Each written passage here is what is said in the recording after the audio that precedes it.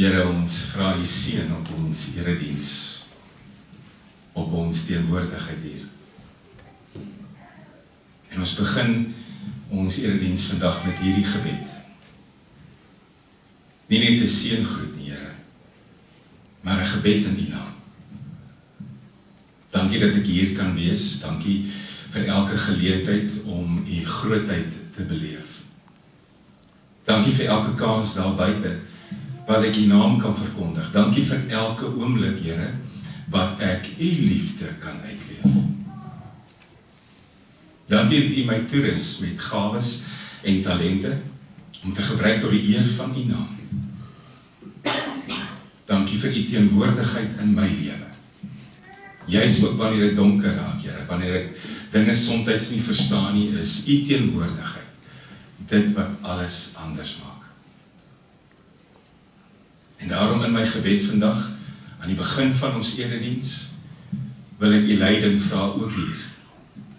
Wil ek U vra om my rustig te maak, Here, as my hart onstuimig is, wil ek U vra om my te vul met vrede, as ek nie altyd alles verstaan nie.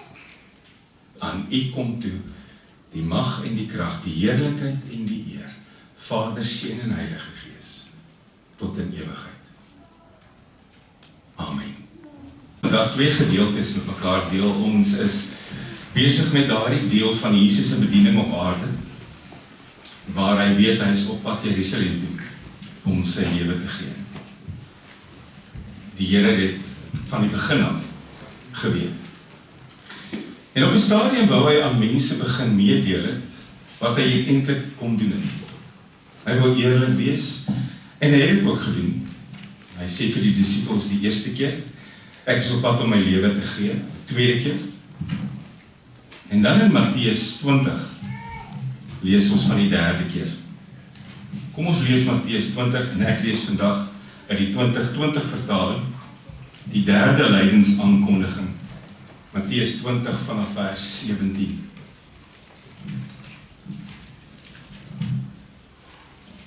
Jesus het opgegaan na Jerusalem. Onderweg het hy die 12 disippels op sy geneem en vir hulle gesê, kyk, ons gaan op na Jerusalem, en die seun van die mens sal oorgelewer word aan die leierpriesters en die skrifkenners.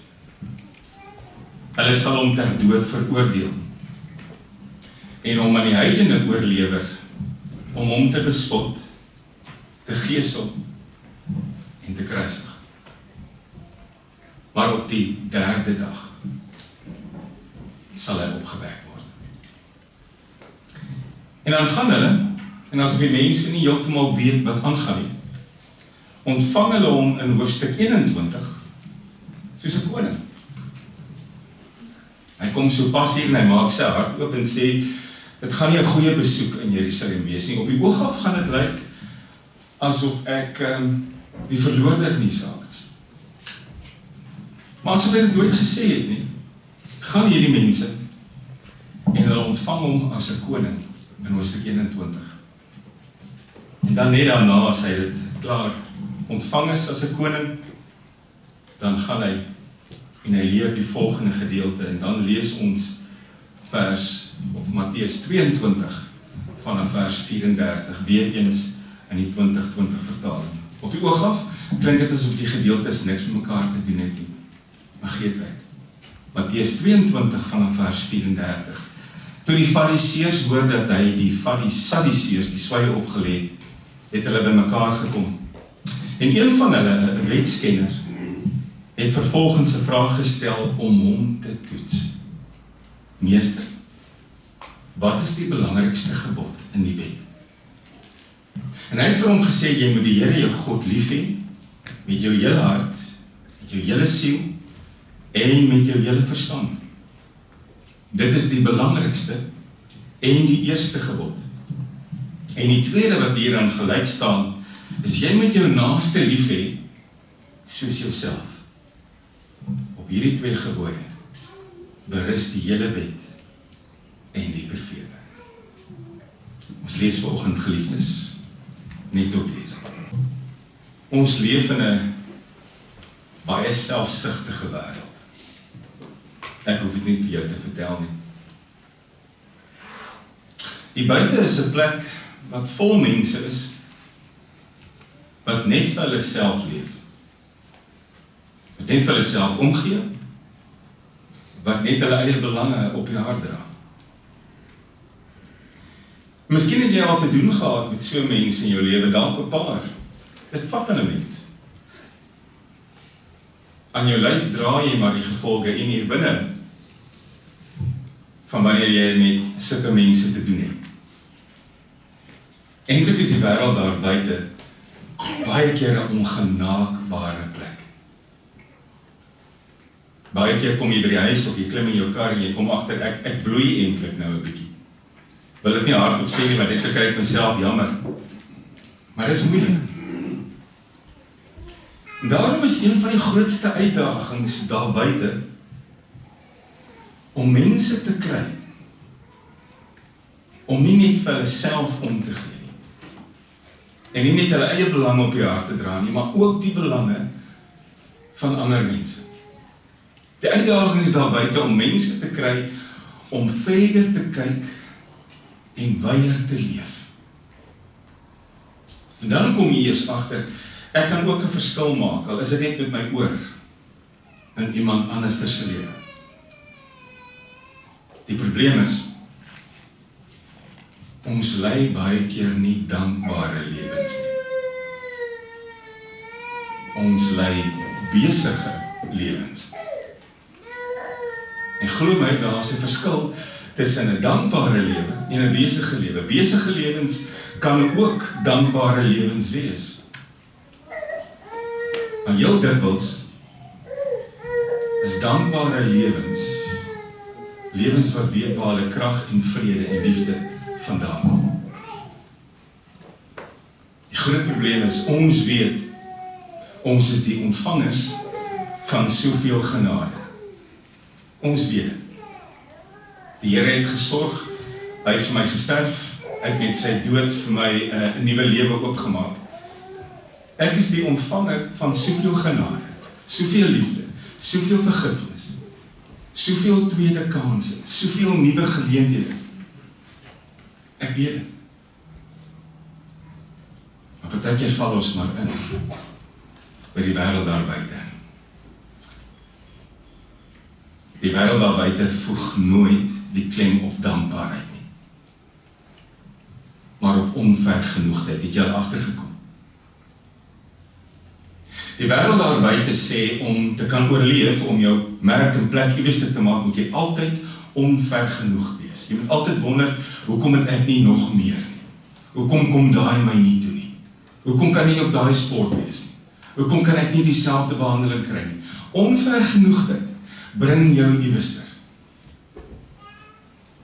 My reg om gelukkig te wees, my reg om tevrede te voel, my reg om 'n happy space te hê. Die klem val nooit op wat het ek gekry nie. Die klem val altyd op wat het ek nog nie. En hoekom het ek dit nog nie? En hoekom is ek uitgesluit? En hoekom is ek nie deel nie? En hoekom is dit nie deel van my lewe nie? En jy kan maar gaan kyk op sosiale media, op podcasts, op selfhelpboeke, op gesprekke wat ouens het. Ouens betaal groot geld om aan mense te luister wat sê, jy het 'n reg om gelukkig te wees en gehoor te word en deel te wees. Jy het 'n reg om tevrede te wees. En die fokus daar buite is net op jouself. Jou omstandighede, jou ambisie. En baie keer maak dit jou doof en blind vir ander se nood om jou. Nou loop ons vanmôre saam met Jesus op sy lydensweg. Die afgelope paar weke, die hele Januarie, Februarie, het ons gejubel oor sy koms. Ons het Epifanie gevier. Ons het gesien hoe hy met sy koms mense lewens verander het. Maar nou is die Here op pad. En vandag is die tweede week, lydensweek, op pad na Goeie Vrydag toe. Nou stap ons saam met hom. En jy kan agterkom, die fokus was nie net op wie hy was nie, maar hoe hy mense se lewens verander het. Nou kom jy hartseer ding agter. Hy wil graag vir sy naby mense sê, wat eintlik regtig aangaan. Hy wil vir hulle sê, ons is nie op pad Jerusalem toe, sodat ek die tweede Dawid gaan word nie. Ons is nie op pad Jerusalem toe, om iewers in 'n paleis 'n troon te gaan beset nie. Dinge loop van lewe skief ewe skielik. Mense begin net om hom trek. Hoekom? Omdat hy verder gekyk het en weier geleef het. Omdat hy nooit aan homself gedink het nie. Nou is hulle op pad Jerusalem toe en hy weet wat hulle gaan doen. Natuurlik weet die disippels dit nie. En dit kom mense agter in die volgende hoofstuk. Toe hulle uiteindelik in Jerusalem kom, dus daar 'n groot intog. Ouens swaai palmtakke, soos wat jy 'n koning ontvang. Mense gooi klere op die grond. Almal skree Hosanna. Matteus 21 vers 9 tot 11. Die wat voor hom uitgeloop het en die wat agter hom aangekom het, het presies dieselfde geskree. Prys die seun van Dawid. Hy wat in die naam van die Here kom. En dan lees jy die hele Jerusalem was in beroering en mense het gevra, wie is die man? En dan kom mense en sê, dis die profeet Jesus van Nasaret. Maar in hoofstuk 20, die hoofstuk voor die intog, trek hy alweer die ouetjies by hom nader en sê, kom ek verduidelik vir jou wat gaan gebeur in Jerusalem. Die priesterhoofde en die skrifgeleerdes gaan my oorgee in die hande van heidene. En hierdie ouens gaan my onskuldig skuldig bevind, hulle gaan my slaan, spoeg, gesel, bespot en daarna aan 'n kruis los, maar ek gaan die dood oorwin, ek gaan opstaan op die 3de dag. Klink dit vir jou asof die disippels geluister het? Want die ontvangs in die volgende hoofstuk, en dit wat hy nou hier sê, klink soos twee verskillende wêrelde. En dan kom jy agter, as jy iets nie wil sien nie, of iets nie wil hoor nie, dan gaan jy dit nie sien nie, en jy gaan dit nie hoor nie. As ons hierdie tweede Dawid, wat ons wil gaan kroon, hoor sê, hulle gaan my kruisig, dan ignoreer ek dit, want het pas nie in by my prentjie nie. Hy gebruik werkwoorde wat ek nie van hou nie. Lei, gesel, spot, beledig, seermaak, dit pas nie by my koning nie. Daarom weet hulle nie wat gaan gebeur nie. Jy kom duidelik agter, sy tyd raak min.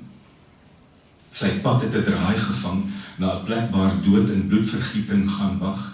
Niemand hier weet dit nie, maar iewester net buite Jerusalem is daar 'n koppie met 'n kruis op en hy gaan aan daardie kruis hang. Hoor jy my probleem? Klink dit vir jou na 'n groot probleem? Dit is vir my 'n groot probleem. Dit wat Jesus sê en dit wat mense doen en dit wat hulle hoor is twee verskillende goed. En dan wonder ek, is dit in my lewe ook so? Vir jou goeie nuus. Hy het hierdie twee wêrelde by mekaar gebring. Kom ek verduidelik. As jy vandag 'n lysie moet maak van mense wat belangrik is en geliefd is in jou lewe, hoe gaan hierdie lysie lyk? As jy nog nooit so lysie gemaak het, nie maak hom vinnig in jou kop. As jy 'n lysie moet maak van mense vir wie jy omgee, wat vir jou belangrik is, vir wie jy lief is, vir wie jy jou lewe sal gee, hoe lyk hierdie lysie? En ek dink daar is 'n lewensmaat of twee op. Waarskynlik kinders, kleinkinders, miskien 'n geliefde broer, 'n geliefde suster, 'n groot maat, naby vriend wat voel soos 'n broer of 'n suster, familie. Nou die volgende vraag. Waar sit jy jouself op daai lysie? As jy 'n lysie moet maak van mense wat vir jou belangrik is, vir wie jy omgee, vir wie jy lief is, vir wie jy enige iets sal doen, waar sit jy jouself op daai lysie? Kom ek sê vir jou, as jy 'n ouer is, waarskynlik onder die kinders. Want 'n kind is iemand vir wie jy enige iets en alles sal opgee. En ek weet ons het die erediens begin met mense wat selfsugtig is, wat net aan hulle self dink, wat een naam op daai lysie het en dis hulle self, maar dikwels val ons na die ander kant toe van die skaal. Dikwels maak ons lysies waar jy glad nie eens op is nie. Waar jy so onbelangrik is in jou oë, dat jy glad nie op daai lysie kom van geliefdes, mense vir wie jy lief is nie. En ek weet ons dink baie keer, maar ons is so geleer. Moet nie te veel van jouself dink nie. Kom in die ouerhuis uit, kom in die kerk uit. Ons het sopas 'n lied gesing, onthou julle? Die gebed 284. O Here, help my om so te leef, om ander hoër as myself te ag en hulle lief te hê, ander bo myself. Want dan kom ek by Jesus uit. En dan leef ek soos wat hy geleef het. Nou kom ons by hoofstuk 22. Onthou 20 sê die Here, ek is op pad Jerusalem toe om myself te gaan gee. 21 word hy ontvang as koning asof dit nie gesê is nie. En nou kom ons by 22. Nadat hy Jerusalem binne gekom het, het hy nie opgehou om te praat nie. Hy het voortdurend bly leer. En dan in die bloute uit, soos wat hulle gewoonlik doen, is daar waaragtig weer 'n fariseer. Het nog 'n strikvraag. Sien 'n mens die groter prentjie, wil 'n mens eintlik vir hom sê, hoorie, die tyd hiervoor is nou verby. Die Here se tyd loop uit. Daar is nie tyd om hom te mors op jou vrae nie. Daar is soveel goed wat hy moet sê, daar is soveel goed wat nog moet gebeur voor die kruis. Die fariseer, baie belangrik in sy eie oë, het 'n strikvraag. Meester, Rabbi, wat is die grootste gebod in die wet? Wat is die grootste gebod? Nou die gebooie, die 10 gebooie was daar sodat mense kon weet hoe om voor God te leef. Watter een is die belangrikste in God se oë? Mense en ek sê, fariseer, bly net stil, jy is nie op hoogte nie, jy weet nie wat besig is om te gebeur nie. En dan kom jy een ding agter. Hierdie vraag pas perfek op hierdie oomblik waar Jesus nou is. Hierdie vraag pas perfek by hierdie geleentheid. Hierdie vraag is die geleentheid om die waarheid, die volle waarheid, wat my en jou lewe gaan verander, om die waarheid vas te maak aan mense se harte. Nou hoofstuk 20 en 21 is hierdie vraag die beste vraag wat gevra kon word. En dan antwoord Jesus. Die grootste gebod? Jy moet die Here jou God lief hê met jou hele hart, jou hele siel, jou hele verstand, die hele deel van jou. Jy moet hom lief hê. En die tweede wat hiermee gelyk staan, jy moet jou naaste lief hê soos jouself. En so som ons hom op, al die jare nog, al die eeue, liefde vir God, liefde vir jou naaste. Liefde vir God, dit was die makliker een. Liefde vir jou naaste nie altyd so maklik nie. Jy moet baie keer jou hart self hard aanpraat om daardie liefde te hê. Maar dis so ons dit opsom, liefde vir God, liefde vir jou naaste. As ons daar stop, mis ons 'n groot punt. As ons stop by liefde vir God, liefde vir jou naaste, het ons die Here nie mooi gehoor nie. miskien is dit hoekom die wêreld daar buite lyk, soos wat hy lyk. Liefde vir God, die eerste opdrag.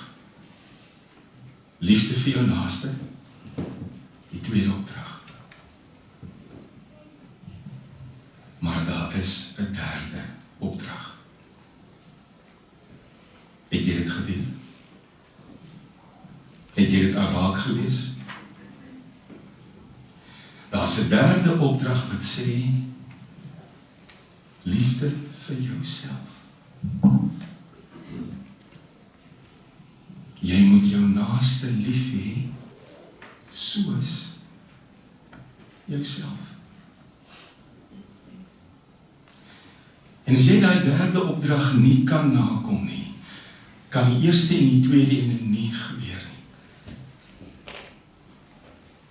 As jy jouself nie kan lief hê nie, gaan jy nie liefde vind vir 'n naaste nie.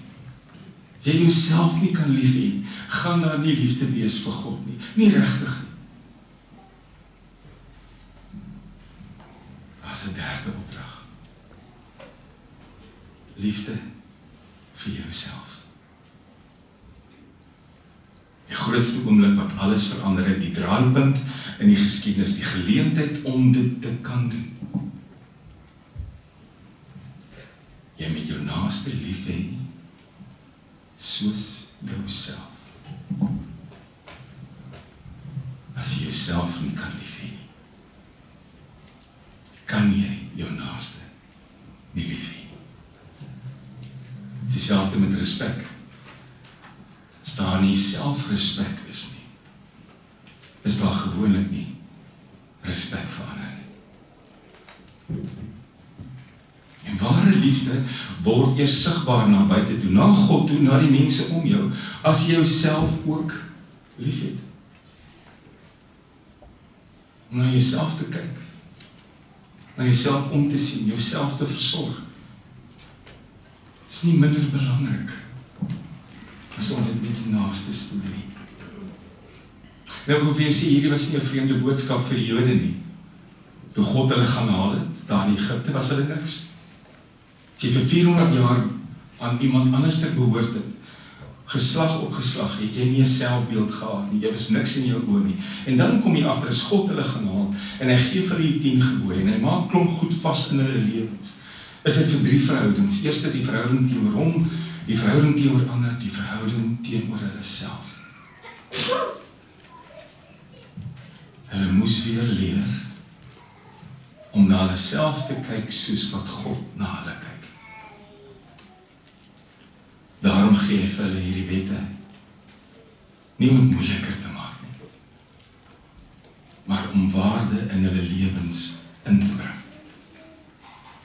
Hulle verhouding tot God, tot mekaar, tot hulle self. Maar wanneer ek hoor, jy moet jouself lief hê, waar begin 'n mens? Moet dit nie vir een oomblik verwar met die onvergenoegdheid met die wêreld daar buite verkondig nie.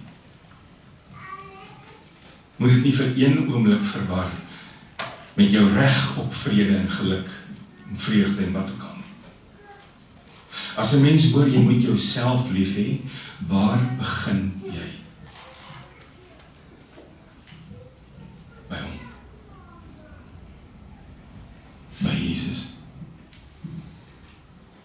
By sy liefde vir jou, ten koste van homself. Jy begin by die dag waar 'n koning gesê het, ek kies jou bo myself. Ek gaan hang in jou plek. Jy begin by die dag toe 'n koning gesê het, jy is vir my belangriker as wat ek vir myself is. Ek sit jou bo aan my lys. Jy begin by 'n koning wat uiteindelik na 'n groot ontvangs aan 'n kruis gehang het en gesê het, Ek het jou hierdie dag liewer as wat ek myself het. En as dit is hoe hy oor my gevoel het, hoe kan ek anders voel? Omdat die Here my lief het, kan ek myself lief hê.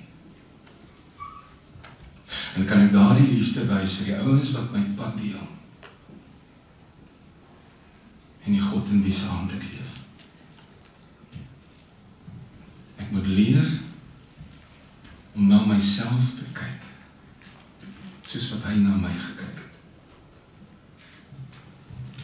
En dit, my vriend, kan jy net doen in dankbaarheid. Jy kan dit net doen in dankbaarheid. Nie 'n selfsugtige, selfgesentreerde liefde nie, maar 'n dankbare liefde, waar ek weet my selfwaarde lê in sy offer. En ek was op 'n oomblik werd genoeg, sodat 'n sondelose wese sy lewe vir my gegee het. Liefde vir God, liefde vir my naaste, omdat ek myself ook lief het. Omdat die tweede Dawid 'n doringkroon gaan dra. Ek wil afsluit. Baie keer as ek hierdie gedeelte lees, liefde vir God, liefde vir jou naaste, in 'n belydenis, in 'n sondebelydenis gevra, Here, help my om U meer lief te hê en beter lief te hê, en help my om die ouens wat om my is, ook met U liefde lief te hê. Dan moet 'n derde belydenis wees. Help my om myself lief te hê, soos wat U my lief gehad het. Amen.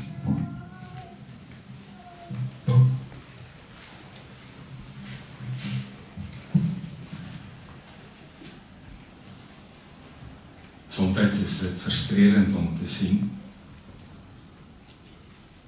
hoe mense nie regtig wou sien waar jy nie op pad is nie. Soms voel dit asof jy hulle oë wil oopmaak en sê, kyk hoe lyk hierdie Here regtig. Dit is nie 'n tweede Dawid nie. Dit is nie hier om net jou behoeftes te vervul nie. Dit is nie net hier om jou te beskerm soos wat 'n koning jou beskerm nie. Hy is hier om sy lewe vir jou te gee.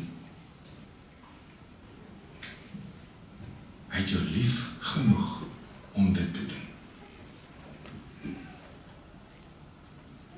Vergewe die kere, Here, dat ek nie in dankbaarheid leef nie. Vergewe my vir die kere dat ek leef asof U prysgawe, U offer, nie 'n verskil in my lewe gemaak het nie. Hoe kan ek U lief hê, Vader, Here? En hoe kan ek die mense om my lief hê, as ek nie vir myself lief is nie? Dankie dat ek werd genoeg geag was om voor te sterf. En dankie, Here, dat U bloed my rein gemaak het, skoon gemaak het. Alles in U naam. Amen. Van die seën van die Here, en mag elkeen van julle in vrede elke dag op sy pad deurbring. Here, aan U behoort ons lewens, aan U behoort ons planne, aan U behoort ons môre, vandag, soos wat ook ons gister aan U behoort het. U is die God wat ons dieper ken as wat ons onsself ken. Aan U behoort ook ons toekoms. Amen.